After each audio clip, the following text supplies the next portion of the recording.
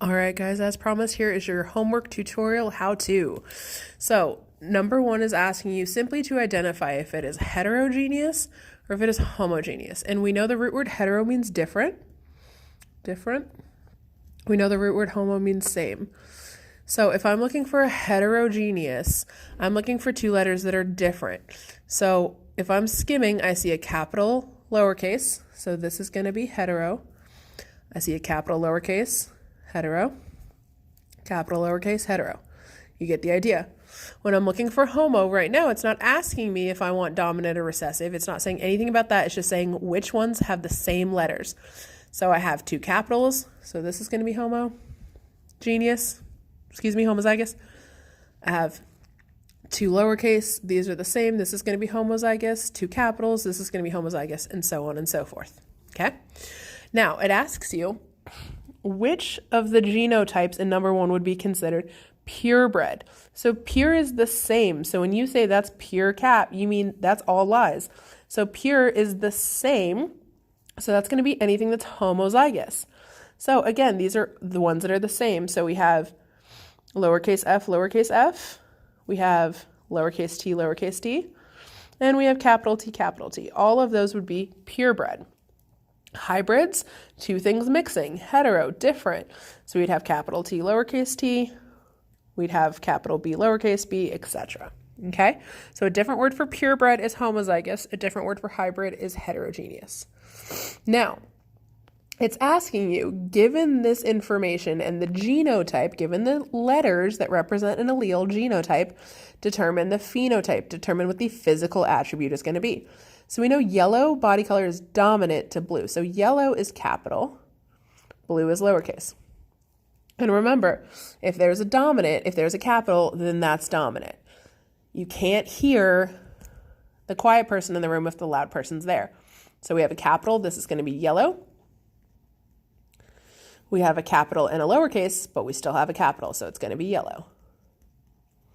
We have no capitals here, so this is going to be our lowercase, blue.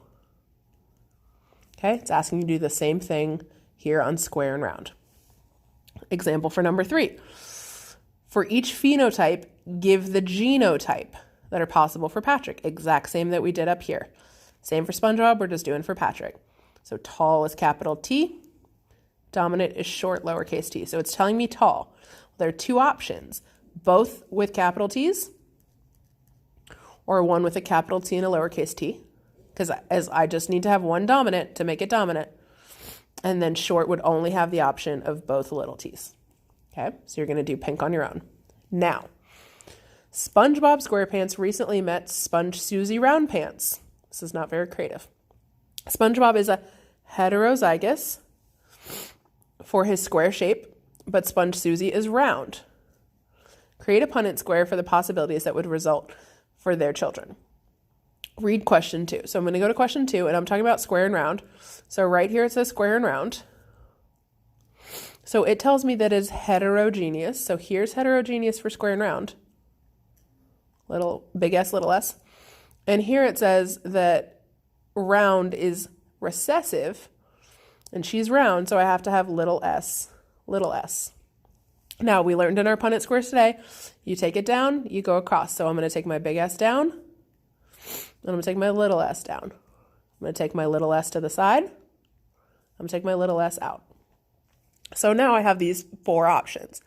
It says list the possible genotypes. So we know genes are the letters. So I have 2 that are big S, little s, and 1 that's little s. Okay, so those are my genotypes. Now the phenotype is the physical of what that looks like. So I know that big S, big S little s is dominant, so that shape is going to be square. So I have square, but then I also have little s, which is round. So I could have either square or round. Now, it's asking for square. We know square is dominant. So how many squares do I have that have capitals in them? Great job, guys. 2. You're correct. So I have 2 out of 4, or 50%. Obviously remaining, I have to have 2 out of 4, or 50%. You're going to do the exact same thing for number 5. Now, I'm going to do number 8 because it's real meaty. It's kind of complicated. So, Mr. Crab and his wife recently had a little crabby, but it's not a happy occasion. Well, that's sad. Mr. Krabs has been upset since he first saw... Miss Krabs has been upset since she first saw her new baby, who has short eyeballs. She claims that the hospital goofed up and mixed up her baby with someone else's.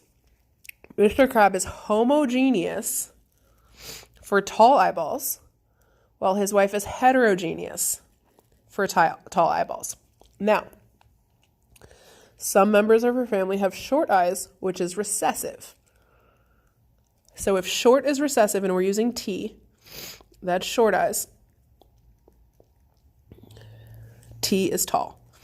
So if I have homozygous tall, I have big T, big T. If I have heterozygous, doesn't matter if it's dominant or recessive, I have big T, little t. Okay, so I'm going to solve for this. I'm going to bring my big T's down. Sorry, guys, I'm still sick. Big T, big T, big T, big T, over big T, little t, little t. So possible genotypes for these children, big T, or big T, little t. So my phenotypes are all going to be tall eyeballs because there are capitals in every corner. So is it possible that this kid had short eyes? That's up to you. This is due tomorrow as homework. It's not completed. You don't make candy DNA.